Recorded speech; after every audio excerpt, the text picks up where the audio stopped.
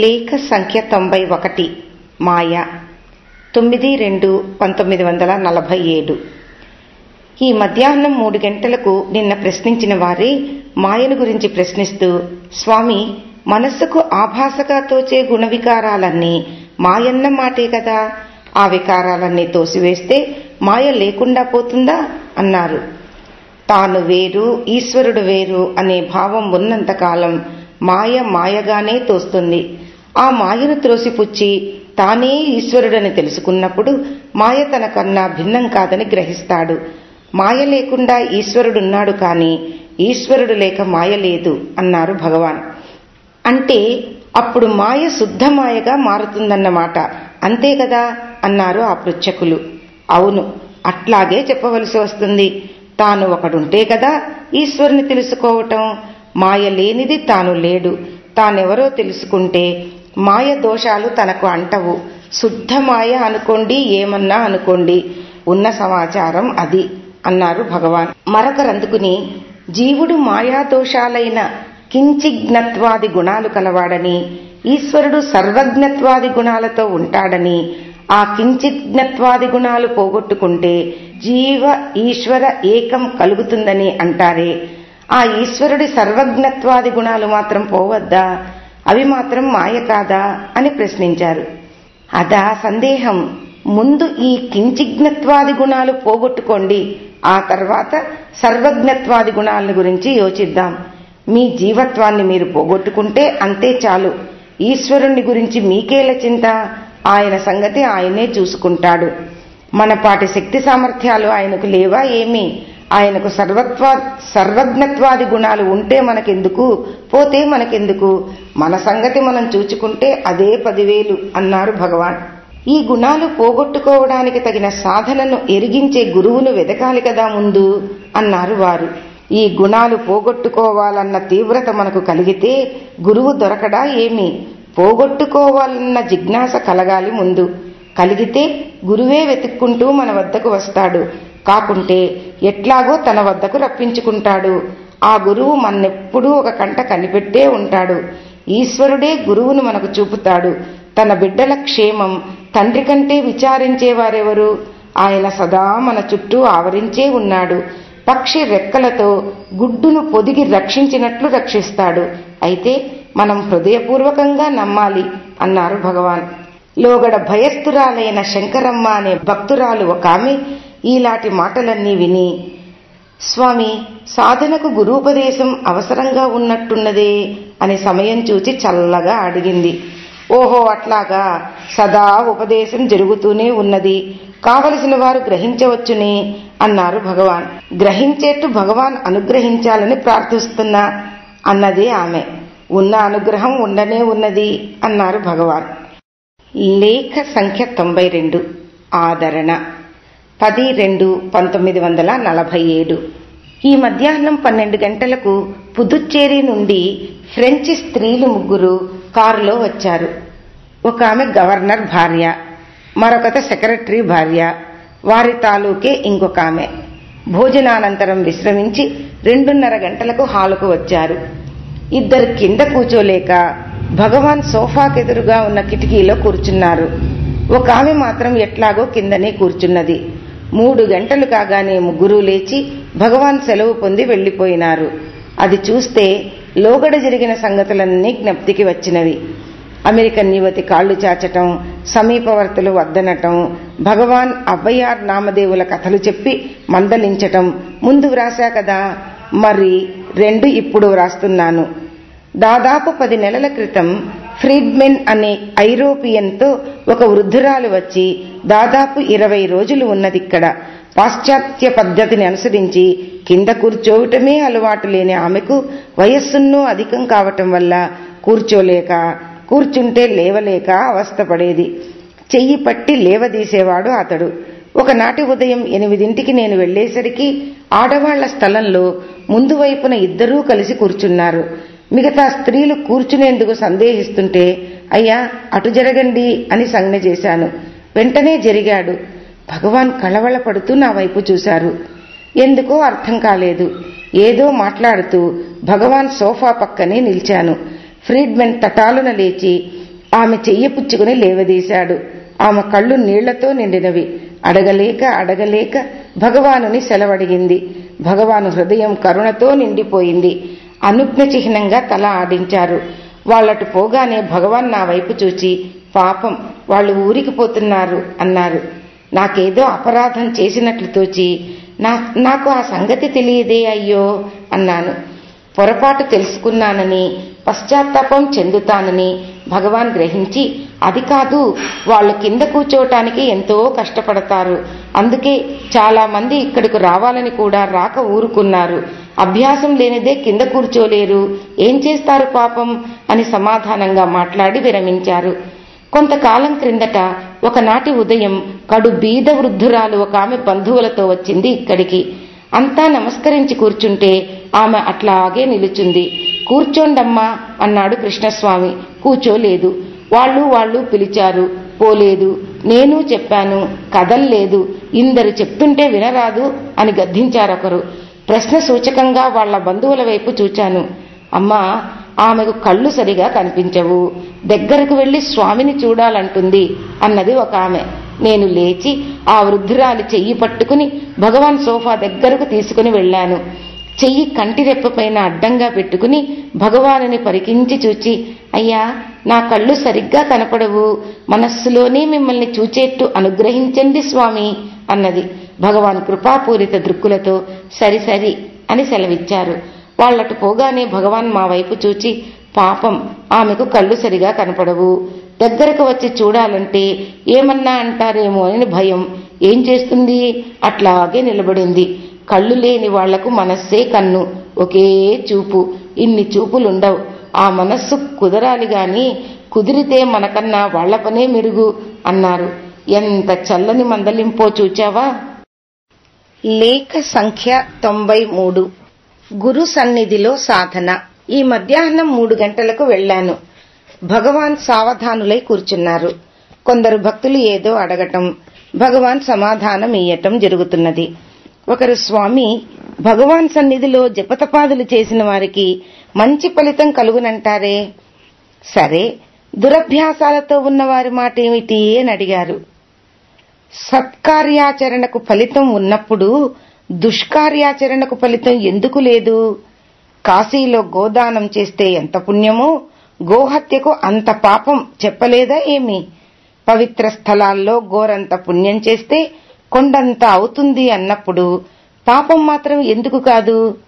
నేను చేస్తున్నాననే భావం ఉన్నంతకాలం దేనికి అది అనుభవించవలసిందే అన్నారు భగవాన్. దురభ్యాసాలు పోగొట్టుకోవాలనే ఉంటుంది, వాసనలు బలీయంగా ఉంటవి, అప్పుడేం చెయ్యాలి అని మళ్లీ ప్రశ్న. వాటిని పోగొట్టుకునే నిమిత్తమే పురుష ప్రయత్నం చెయ్యాలి.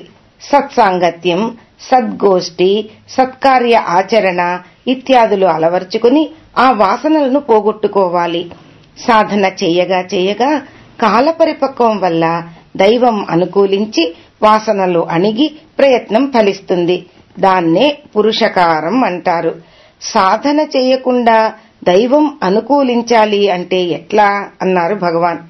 మరొకరు అందుకుని, స్వామి, లోకమంతా ఈశ్వర చిద్విలాసమే, అంతా బ్రహ్మమయమే అని అంటారు కదా, దుర్గుణాలు దురభ్యాసాలు పోగొట్టుకోవాలి అనటం ఎందుకు అన్నారు. ఎందుకా చెబుతా విను. శరీరం ఉన్నది, దానికి ఎక్కడో ఒక వ్రణం పుడుతుందనుకో, అది శరీరంలో ఒక భాగమే కదా అని ఊరుకుంటే బాధ కలిగిస్తుంది. సాధారణ చికిత్సకు పోదనుకో, డాక్టర్ వచ్చి కత్తితో ఆ భాగం కోసి చెడు రక్తం తీసివేసి మంచి రక్తానికి రక్షణగా కట్టడం లేదా? అట్లాగే ఇదేను. ఆ వ్రణం కోయకుండా వదిలితే లోపలంతా కుళ్ళుతుంది. కోసిన వెనుక కట్టుకుంటే చీము పడుతుంది. మానవుని నడవడికలోనూ అంతే. దుర్గుణాలు దురభ్యాసాలు వ్రణం వంటివి. తోసి వేయకుంటే అధఃపతితుడవుతాడు. ఏ వ్యాధికి ఆ చికిత్స చెయ్యాలి అన్నారు భగవాన్. అవి తోసివేయటానికి సాధన చెయ్యాలని సెలివిస్తారు.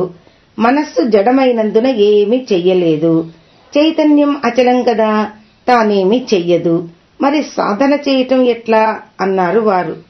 ఓహో, ఇప్పుడు నీవెట్లా మాట్లాడుతున్నావు అన్నారు భగవాన్. అది తెలియకనే తమరిని ప్రార్థిస్తున్నాను స్వామి అన్నారు వారు. మంచిదే, వినండి. అచలమైన చైతన్యం యొక్క సాన్నిధ్య బలం వల్ల జడమైన మనస్సు సర్వం నిర్వహిస్తుంది. అయితే ఆ చైతన్య సహాయం లేనిది జడమైన తానేమీ చెయ్యలేదు. చైతన్యము అచలమైంది కనుక ఈ మనస్సు లేనిది ఏమీ చెయ్యదు. అవినాభావ సంబంధం అన్నమాట. అందువల్లనే పెద్దలందరూ అనేక రీతుల చర్చించి మనస్సు చిత్ జడాత్మకం అన్నారు. చిత్తు జడముల కూడికయే కార్యకారి అని చెప్పాలి అన్నారు భగవాన్. ఈ చిజ్జడ గ్రంథిని గురించి భగవాన్ ఉన్నది 40లో ఎంత చక్కగా వ్రాసారో చూడు. 24 జడ శరీరము నేను అనదు, సత్తైన చిత్తు జనించదు. నడుమన దేహ పరిమాణముగా నేను ఒకటి పుట్టును. ఇది చిజ్జడ గ్రంథి బంధము. జీవుడు, సూక్ష్మ శరీరము, అహంకారము, సంసారము, మనస్సు మొదలుగా తెలియము. చిచ్చైత్య కలనాబంధ తన్ముక్తి ముక్తిరుచ్యతే. మహావాక్య రత్నమాల. లేఖ సంఖ్య 94. హృదయం సహస్రారం. 13/2/1947. భగవాన్ అప్పుడప్పుడు చాటువులుగా చెప్పిన తమిళ్ పద్యాలు కొన్ని ఆయా పుస్తకాలలో అక్కడక్కడా ఉండటం చూచి ఒకే సంపుటంగా రాసి ఉంచితే మంచిదని చాలా కాలం నుంచి అనుకుంటూనే అంతా ఆలస్యం చేశాం. 4-5 రోజుల క్రితం సర్వాధికారి నిరంజనానంద స్వామితో చెప్పి ఒక నోటు పుస్తకం తెచ్చి వచ్చిరాని తమిళ్లైనా ఉబలాటం కొద్దీ కాపీ చేద్దామని పూనుకున్నాను. ఏ పుస్తకాల్లో ఉంటవని భగవానుని అడిగితే 1, 2, 3 నెంబర్లు గల ఆ పెద్ద నోటు బుక్కులలో ఉండాలి చూడండి అని వారు అడిగితే చిన్న చిన్న కాగితాల మీద వ్రాసి ఇచ్చేవాణ్ణి. తీసుకుని వెళ్లేవారు. ఇక్కడ పుస్తకాల్లో వ్రాసినవి వ్రాశారు, లేనిది లేదు. అన్నీ ఉంటే ఎన్నో కావచ్చును. కొండ మీద ఉన్నప్పుడే మరీ ఎక్కువగా వ్రాశాను. కొన్ని ఊడ్చి కుప్పలో కూడా తోసేశారు. దాచాలన్న శ్రద్ధ ఎవరికి? మీకు కావాలంటే చూచుకోండి అన్నారు భగవాన్. ఆ దివ్యవాణి ఆ విధంగా చాటైనందుకు కష్టంగా ఉండి 1వ నెంబర్ గల పుస్తకం తీసి చూస్తే భగవద్రచితం అని పైన వ్రాసి ఉన్న 10 పద్యాలు ముందే కనిపించినవి. ఇవి ఏమి అని భగవాన్ని అడిగితే ఈ విధంగా సెలవిచ్చారు. నేను విరూపాక్ష గుహలో ఉండగా నాయన వచ్చారొకసారి. వారితో అరుణాచలం అనే కుర్రవాడొకడు వచ్చాడు. వాడు స్కూల్ ఫైనల్ మాత్రమే చదివాడు. నాయన నేను మాట్లాడుతుంటే కొంచెం దూరంలో ఉన్న ఒక పొదలో కూర్చున్నాడు. ఎట్లాగో మా సంభాషణంతా విని సారాంశం ఇంగ్లీష్లో 9 పద్యాలుగా వ్రాశాడు. బాగుండటం వల్ల నేను అరవంలో ఆ పద్యాల భావం అహవల్గా రాశాను. తెలుగు ద్విపదమాలిక వలె ఉంటుంది. సారాంశమేమంటే, భగవాన్ వదనమనే సూర్యమండలం నుండి వాక్కులనే కిరణాలు బయలుదేరి నాయన ముఖమనే చంద్రునికి కాంతి బలము ఇస్తుంటే భూమిపై ఉన్న మా దృశులకు వెలుగును ప్రసాదిస్తున్నది అని. ఇంకొకటి కూడా ఉన్నది. ఏమంటే, నాయన ఎప్పుడూ సహస్రారమే అన్నిటికీ మూలమని, అదే కేంద్రస్థానమని అనేవారు. ఆ సహస్రారానికి ఆధారం హృదయమే కదా. హృదయమే సహస్రారానికి వెలిగిచ్చేది. హృదయం నుండి వెడలిన శక్తి సహస్రారంలో విజృంభించడం వల్ల హృదయమే అన్నిటికీ మూలమని నేను చెప్పేవాణ్ణి. ఈ భావమును కలిసి వచ్చేట్టు హృదయం సూర్యమండలమని, సహస్రారం చంద్రమండలమని పద్యాల్లో శ్లేషార్థం స్ఫురిస్తుంది అన్నారు భగవాన్. లేఖ సంఖ్య 95. తెలుగు వెన్బ 15/2/1947. కొత్తగా అచ్చై వచ్చిన తిరుచులి తమిళ్ పురాణానికి త్యాగి అనే పత్రికలో గత మాసమున సమీక్ష వ్రాసి ప్రకటిస్తూ తిరుచులి వెన్బ అంతాది అనే పుస్తకంలోని 3 పాటలు ఉపమానంగా వ్రాసి అర్థం వివరించారు. సర్వాధికారి ప్రోద్బలం వల్ల చదువుదామని ఆ పత్రిక 10 రోజుల క్రితం భగవానుని అడిగి తీసుకున్నాను. ఆ వెన్బాశ్లేష కవిత్వం భూమినాథుని స్తోత్రం కావటం వల్ల శ్రోతృప్రియంగా ఉన్నది. అదే చూస్తూ హాల్లో కూర్చుంటే నాకర్థం కాదని గ్రహించి ఆ 3ంటికి సంగ్రహంగా అర్థం చెప్పారు భగవాన్. అందులో ఒక దాని తాత్పర్యం వ్రాస్తున్నా చూడు. ఓ భూమినాథ, నీవు త్రిపుర సంహారం వనర్చునప్పుడు ఎవరి సహాయమూ లేకుండా నీ అట్టహాసం వల్లనే జయం పొందావని దేవతలంతా నిన్ను అసహాయ సూర్యుడవు అని స్తోత్రం చేశారు. నీవు అర్ధనారీశ్వరుడువు గదా, సహాయవల్లి సహాయం లేనిది నీవేమి చేయగలవు? వామభాగము ఆమెది, ఆమె సహాయం లేనిది విల్లెక్కు పెట్టగలవా? మా తల్లి సహాయవల్లి సహాయం లేనిదే నీవేమి చేయగలవయ్యా అని ఒక అర్థం. నీవు అచలస్వరూపుడవు కదా, శక్తి సహాయం లేనిదే ఏ పని చేయగలవు? అందువల్ల నీవు అసహాయ సూర్యుడవు అనుట కల్ల. మా సహాయవల్లి సహాయం లేనిదే నీవేమీ చెయ్యలేవు అని మరి ఒక శ్లేషార్థం. ఇంకా ఎన్నెన్ని రకాలుగానో విశేషార్థాలు వ్రాశారు అందులో అని భక్తి పరవశులైనారు సుమ భగవాన్. ఆ మర్నాడే వెన్బా అంతాది పుస్తకం ఆ పత్రికా సంపాదకుల వద్ద నుండి వచ్చిందట. మధ్యాహ్నం 2:30కు నే వెళ్లగానే అంతాది పుస్తకం వచ్చింది అన్నారు భగవాన్. చూద్దామని తీసుకుంటే భగవాన్ నవ్వుతూ, నాయన సంస్కృతంలో వెన్బా వ్రాయాలని ప్రారంభించారు. ప్రాస సరిగా రాలేదు, ఆర్యావృత్తం కంటే కష్టం అని వదిలేశారు. ఇది శుక్ల ఛందస్సు అని వారు అన్నారు. లక్ష్మణ శర్మ ఉన్నది 40 సంస్కృతంలో వెన్బాగానే రాశారు. ముందు ప్రాస గణాలు సరిగా లేవు. మంగళ శ్లోకం మాత్రం నేను దిద్దాను. తెలుగులో నరసింగరావు రాశాడు, అవీ సరిగా లేవు అన్నారు భగవాన్. తెలుగులో ఈ ఛందస్సు లేనందున కుదరలేదు కాబోలు అన్నాను. అవును, తెలుగులో లేదు కదా, కష్టమే, రాసి ఉండవచ్చు ఏమో, ఎందుకని ఊరుకున్నా అన్నారు భగవాన్. నేనెంతో కించతో, భగవాన్ తెలుగులో వ్రాయిటే మానినారు కదా అన్నాను. గణాలు చెబితే మీరే వ్రాయవచ్చు, నేనెందుకు వ్రాసేది అన్నారు భగవాన్.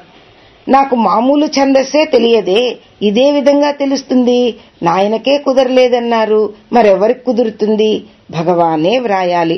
సూత్రప్రాయంగా ఉండే భగవద్రచనలు ఆనందదాయకం కదా, అనుగ్రహించాలి అని ప్రార్థనాపూర్వకంగా వేడుకున్నాను.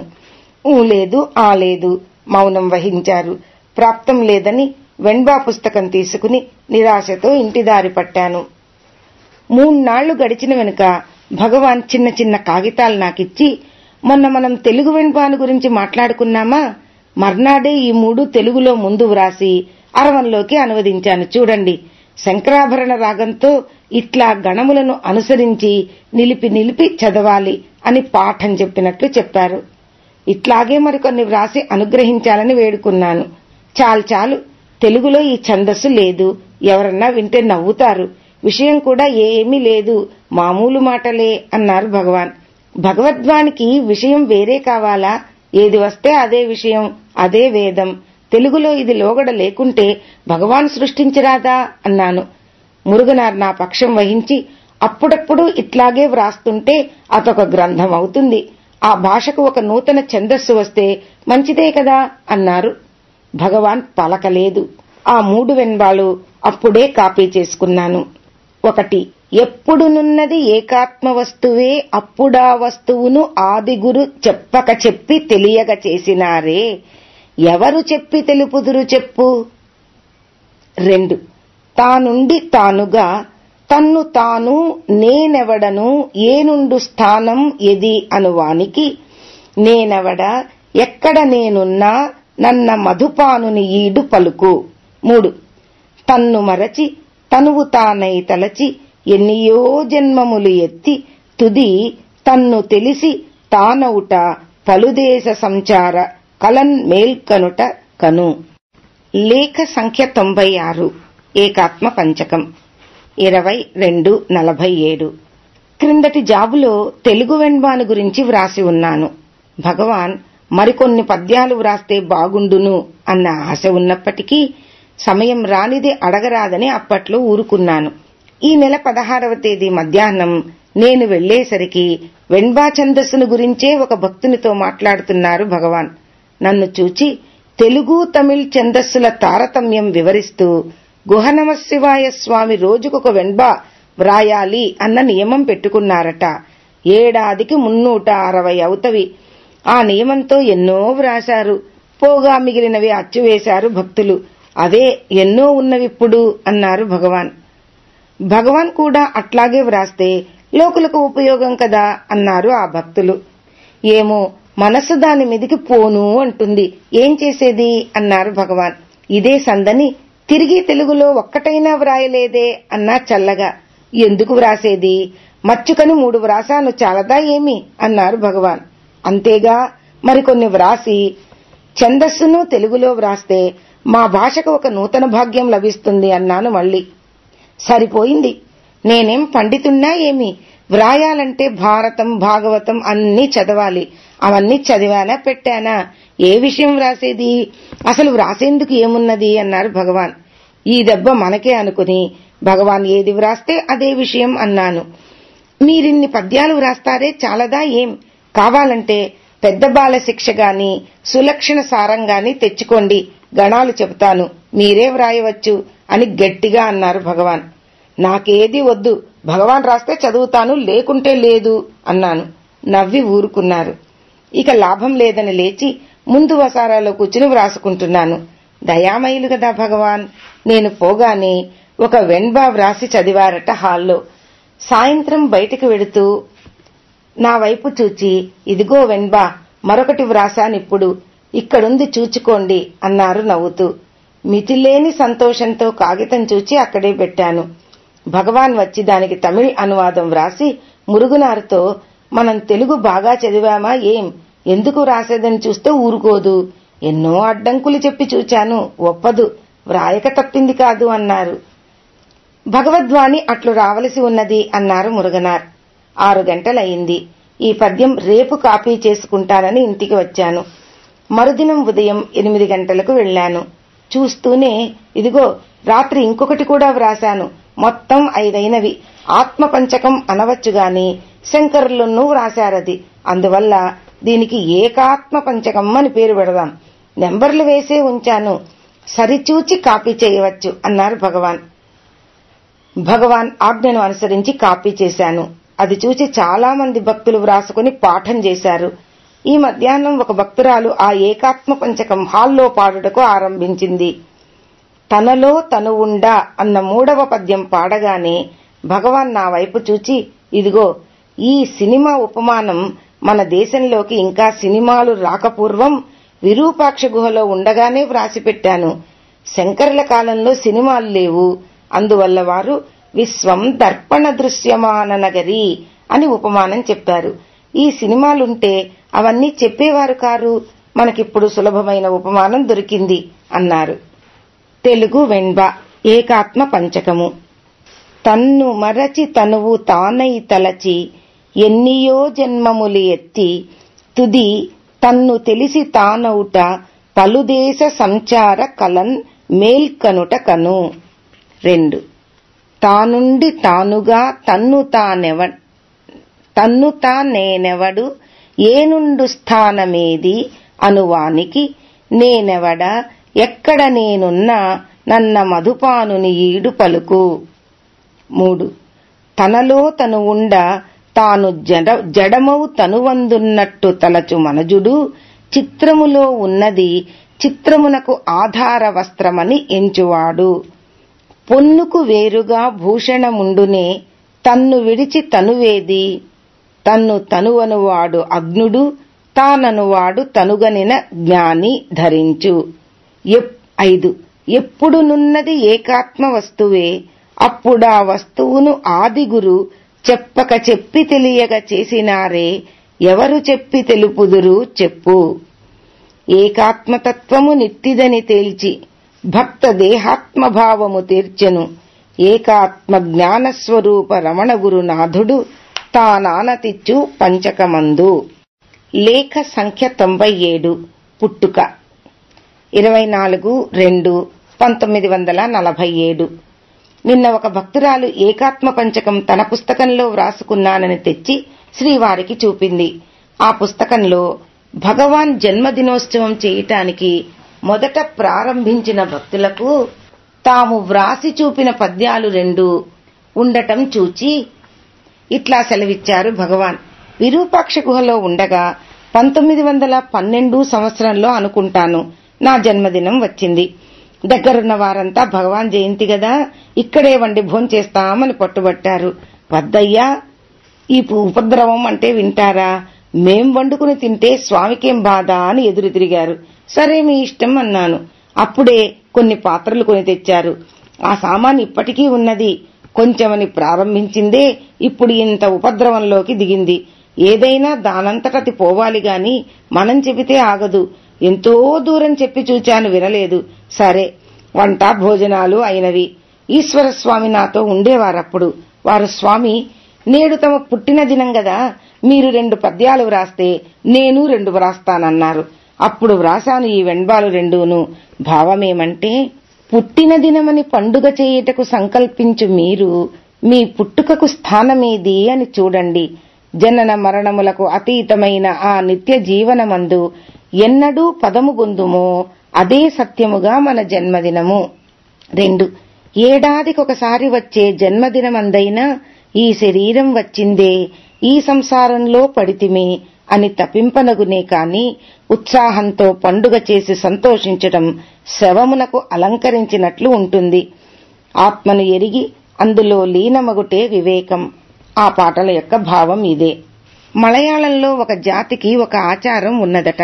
ఇంట్లో బిడ్డ పుడితే ఏడ్వటం, ఎవరైనా గతిస్తే భాజా భజంత్రీలతో ఉత్సవం చేయటమును. వాస్తవానికి తన స్వభావమైన సుఖాన్ని వదిలి ఈ జన్మ వచ్చిందే అని దుఃఖించాలి గాని ఉత్సవమేమిటి? ఈశ్వరస్వామి ఏమని వ్రాసారో అన్నాను. వారా అవతార పురుషులు అది ఇది అని నన్ను పొగుడుతూ వ్రాశారు. అప్పుడు అదొక సరదా. వారొకటి నేనొకటిగా ఎన్నో వ్రాసేవాళ్లం. దాచాలన్న శ్రద్ధ ఎవరికీ లేదు.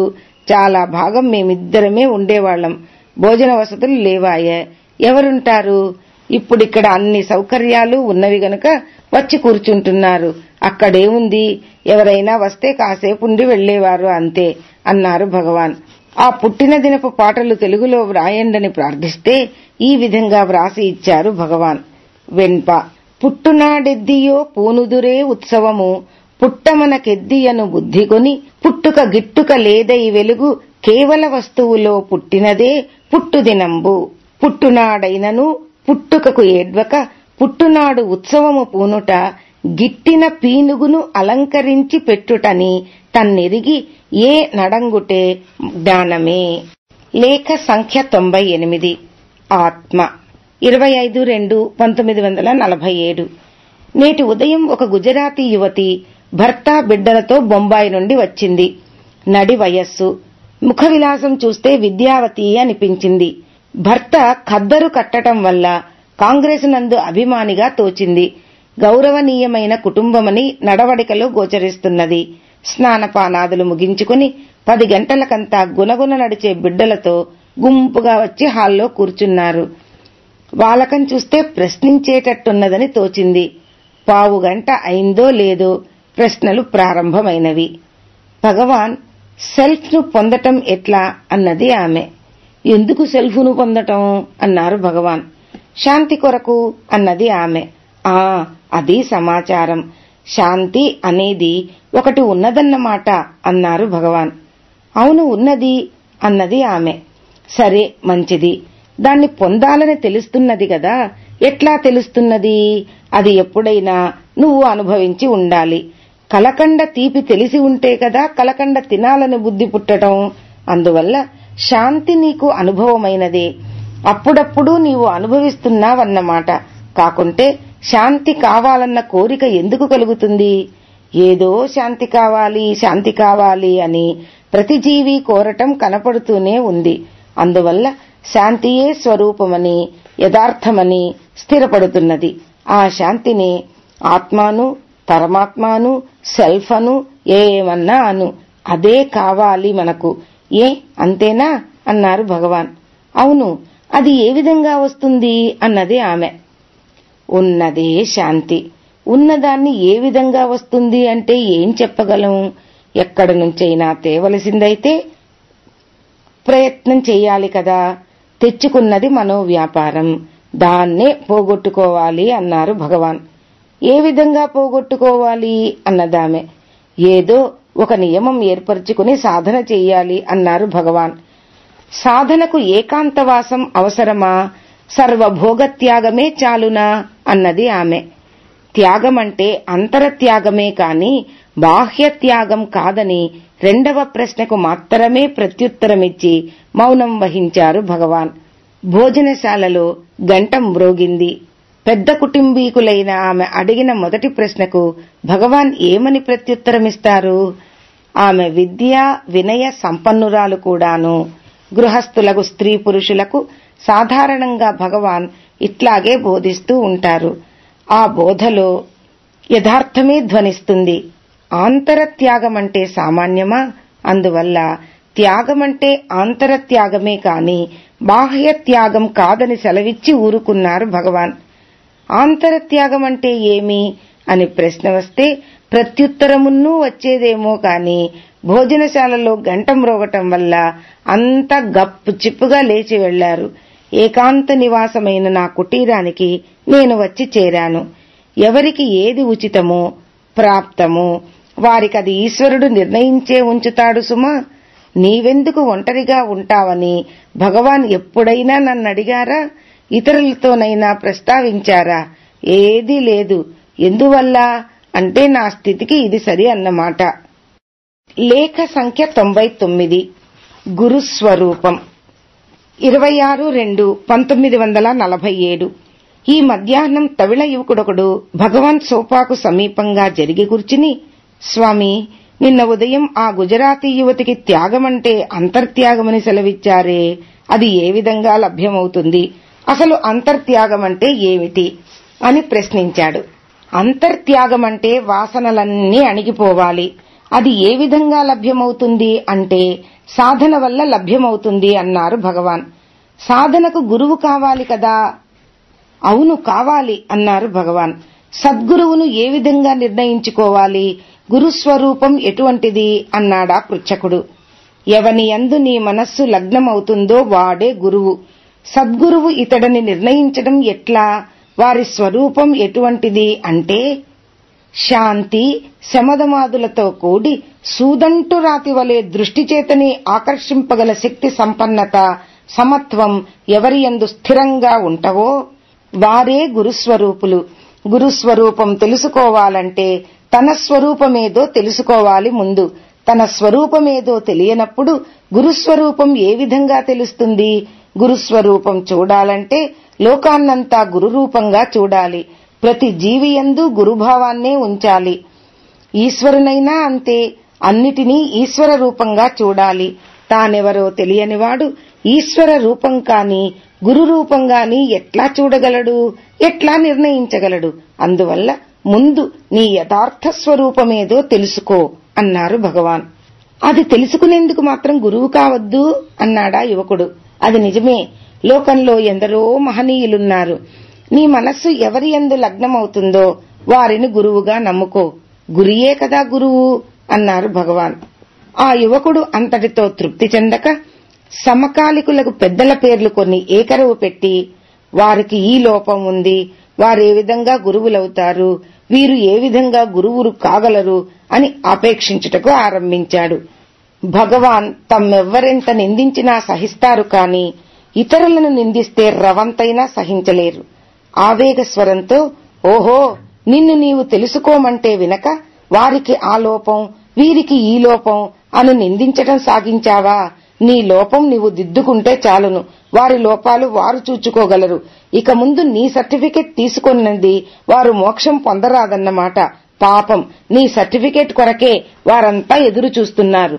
మహా గొప్పవాడవే, నీవు మెచ్చుకోకుంటే వారికి గతి ఉన్నదా? మరి ఇక్కడ వారిని నిందించావు, మరొక చోట మమ్ము నిందిస్తావు. నీవన్నీ తెలిసిన వాడవు, మేము ఏమీ తెలియని వారము. నీకు అణిగి ఉండవలసిందే. ఉంటాం. రమణాశ్రమానికి వెళ్లాను, ఆయన్ను ప్రశ్నించాను, ఏమీ చెప్పలేకపోయాడు, ఆయనకేమీ తెలీదు అని ప్రకటించు బాబు అన్నారు భగవాన్. ఆ యువకుడు తిరిగి అదే ధోరణితో మాట్లాడబోతే ఒక భక్తులు వారించారు. భగవాన్ అది చూచి, ఉండండయ్యా, మీరు ఎవరూ మాట్లాడకండి, వారి చిత్తమొచ్చినంతసేపు మాట్లాడనీయండి. వారు తెలిసినవారు, మనమంతా వారికి తగ్గి ఉండాలి. చూస్తూనే ఉన్నా వచ్చినప్పటి నుంచి ఇదంతా మూట కట్టుకుని మూల కూర్చున్నారు. రోజుకు రోజు కాస్త కాస్త జరిగి దగ్గరకొచ్చారు. నిన్న ఆమె ప్రశ్నించింది చూచి నేను ఒకడున్నానని మూట విప్పారు. ఉన్నదంతా బయటికి రావద్దు, ఈ లోకమంతా వెదికి గురుస్వరూపం నిర్ణయిస్తారట వీరు. గురువుగా వరించే యోగ్యత ఇంతవరకు ఎవరి వద్దనూ కల్పించలేదట. దత్తాత్రేయులు లోకగురువు కదా, వారు లోకమంతా నాకు గురువే అన్నారట. చెడ్డ చూస్తే చెయ్యరాదని తోస్తున్నది, అందువల్ల అది గురువే. మంచి చూస్తే చెయ్యాలనిపిస్తున్నది కనుక ఇది గురువే. మంచి చెడ్డలు రెండూ నాకు గురువులే అన్నారు. వేటకాడు దోవ అడిగిన తన మాట వినిపించుకొనక పక్షిని గురిపెట్టి కొట్టడం చూచి, నాయనా నువ్వు నాకు గురువువు అని నమస్కరించారట. పక్షిని చంపడం చెడ్డదైనప్పటికీ లక్ష్యముంచి బాణం వేయటం చూచి, నా మనస్సు ఈ విధంగా ఈశ్వరుని యందు లక్ష్యముంచి అనుసంధించాలని బోధిస్తున్నావు కనుక నువ్వు ఒక గురువువు అన్నారట. ఇదే విధంగా ఏది చూస్తే అదే గురువని చెప్పి కడకు ఈ శరీరమే గురువన్నారు.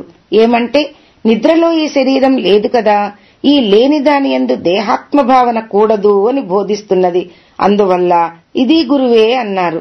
వారు లోకమంతా గురువుగా భావిస్తే వారిని లోకమంతా గురువని కొண்டாడింది. ఈశ్వర విషయము అంతే. లోకమంతా ఈశ్వరమయంగా ఎవరు చూస్తారో వారిని ఈశ్వరుడని లోకం పూజిస్తుంది. మనమెంతో లోకమంతే, యద్భావం తద్భవతి అన్నారు. పెద్ద తోట ఉంటుంది, కోకిల వస్తే మంచి పండ్ల నిమిత్తం మామిడి చెట్లు వెదుగుతుంది. కాకి వస్తుందనుకో అది వేప చెట్లు వెదుగుతుంది.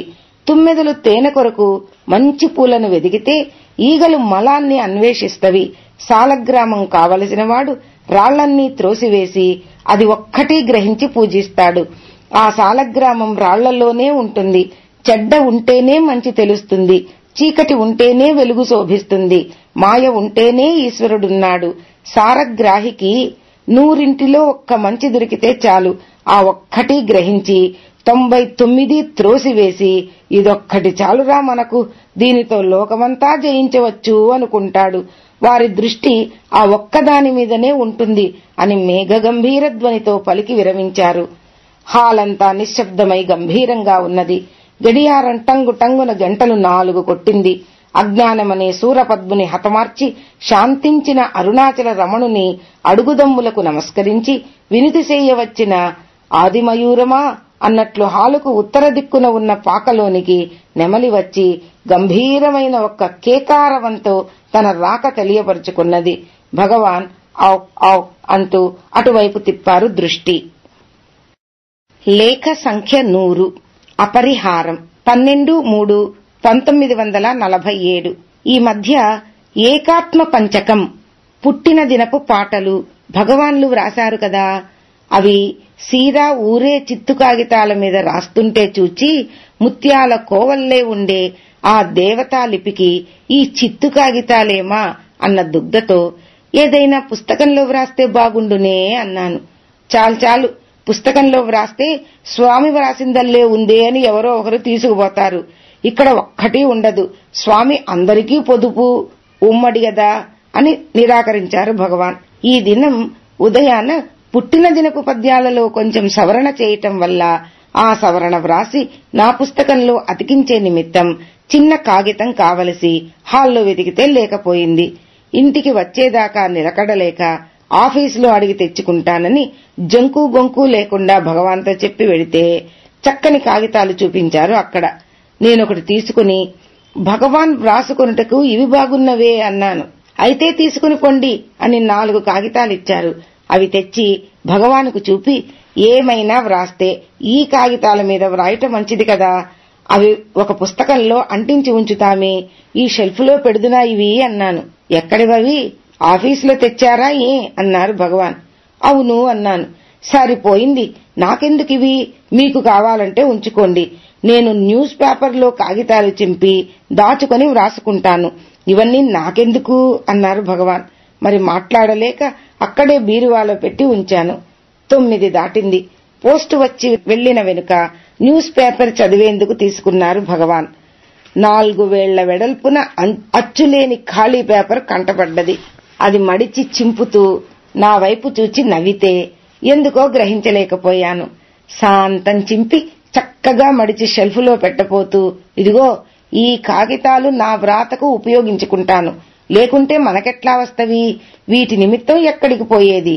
మనం రాసే వ్రాతకి ఇది చాలదా ఏమి అన్నారు నవ్వుతూ. ఇదంతా మాకు పాఠమన్నమాట. భగవాన్ సదా అన్ని విషయాల్లోనూ పాఠం చెబుతూనే ఉన్నారు గాని మేమే నేర్చుకోవటం లేదు అన్నాను. భగవాన్ నవ్వి ఊరుకున్నారు.